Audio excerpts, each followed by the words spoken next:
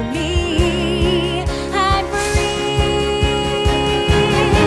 Let it go, let it go. That is the hit song from 2013's Frozen. Make sure you guys stay tuned because we will be playing another clip from that song down the list. Hey guys, welcome back to Most Amazing Top 5. I'm Courtney McGinley. Disney has always had a progressive attitude towards the LGBT community. Pride events have been hosted at Disney World since 1991, and the company offered its gay employees health insurance benefits for their partners since 1995. So it's no secret Disney is supportive of the community. So with that, let's get started on our list of the top 5 Disney movie characters you didn't know were gay. Coming in at number 5 spot, Genie. So aside from being a great friend to Al, apparently Genie is known for his flamboyant antics and his cross-dressing. In the scene where Genie is transforming Aladdin into a prince, people have mentioned that it seems like he is playing a stereotypical gay man. Take a look. First, that fez and vest combo is much too 3rd century. These patches, what are we trying to say? Beggar? No, let's work with me here.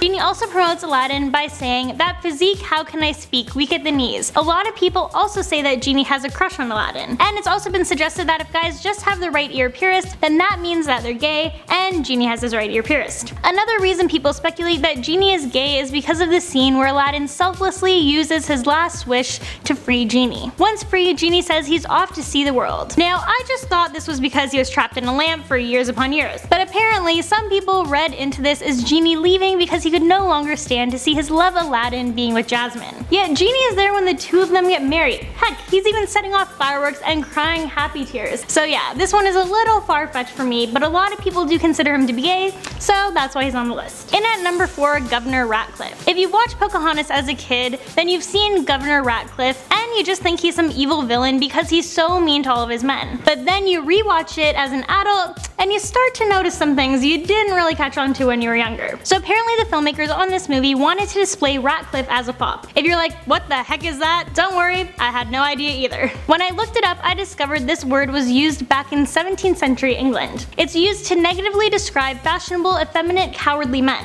So basically they said this was the modern gay male stereotype, which I don't agree with, but that's what the filmmaker said. But I do think Ratcliffe has some crazy fashions, and that he did pretty much always wear his hair in 2 pigtails with bows on the end of them. Also, filmmakers pointed out that this character was played by David Ogen Steer, who is in fact gay. So they thought this would add an extra dimension to the film. At number 3, Hades. So this one, I'm a little iffy about. But this whole list is basically based off stereotypes, so in that case, it fits. So people are saying that if Hercules was a rom-com, then Hades would be the typical gay best friend, reminding Meg that Herc will leave her because he's a guy and drinking Cosmos. Mind you, his had worms in them, but you guys get the point. Coming in at number 2, LeFou. There were many times in the animated Beauty and the Beast where fans thought LeFou was in love with Gaston. Then when the live action remake came out last year, LeFou, who was played by Josh Gad, was confirmed as being gay. This makes LeFou the first openly gay character in Disney movies. So it's a really big deal. And this means the speculation made from the animated film seemed to be correct. About this, the director of the film, Bill Coden, had this to say.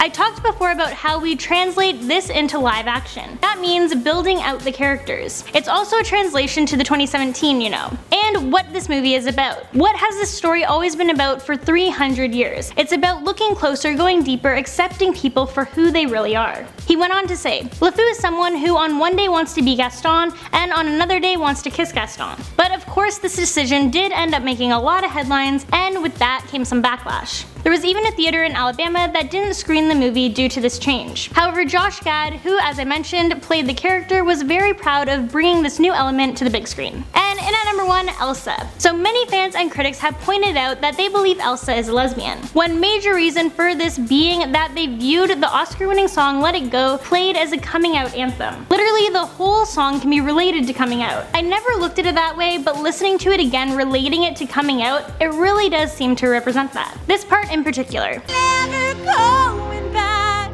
The past is in the past.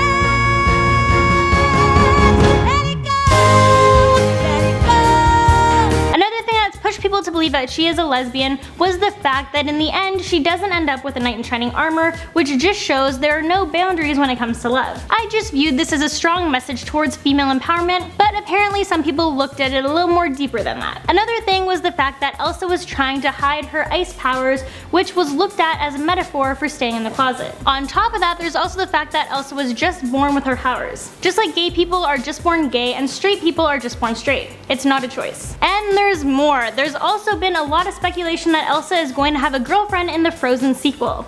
Let me know your thoughts on this down below. Also, I just want to remind you guys to stay tuned until the end of the video as I will be answering your questions and reading comments. Alright, and before we move on to those questions, I just want to remind you guys to please subscribe to our awesome channel if you haven't already, and don't forget to show us some love by giving this video a big thumbs up. Alright, now on to the questions and comments. Joanna Sanchez says, I haven't been here in a seriously long time, and I love the new transitions. I can't believe I haven't gotten notifications and missed so much. Well, welcome back, Joanna. Make sure you guys turn on that notification bell so you never miss another video. Next, Benjamin Johnson said, love your scary videos, Courtney, you're awesome. Well, thank you so much for the lovely comment, it made my day. Your pal Will said, first comment, loved the channel. Thank you so much, Will, that means a lot. Next, Lyndon asked, what's your favorite dog breed? Well, growing up I had a Spaniel and a Black Lab, so love those breeds. I also really like Huskies and Pugs. Dogs are just adorable regardless. Next, Minecraft Bruh said, love this channel already. I've been here for a few weeks now and I love what you're doing. Well, thank you so much, we really appreciate that. Alright, that's all of the questions for today. If I didn't get yours, then no worries, make sure you turn on that notification bell and tune in to our next video because I might be answering it over there. Until then, let me know what list you would like to see down below, and please show some love by giving this video a big thumbs up and subscribing to our channel,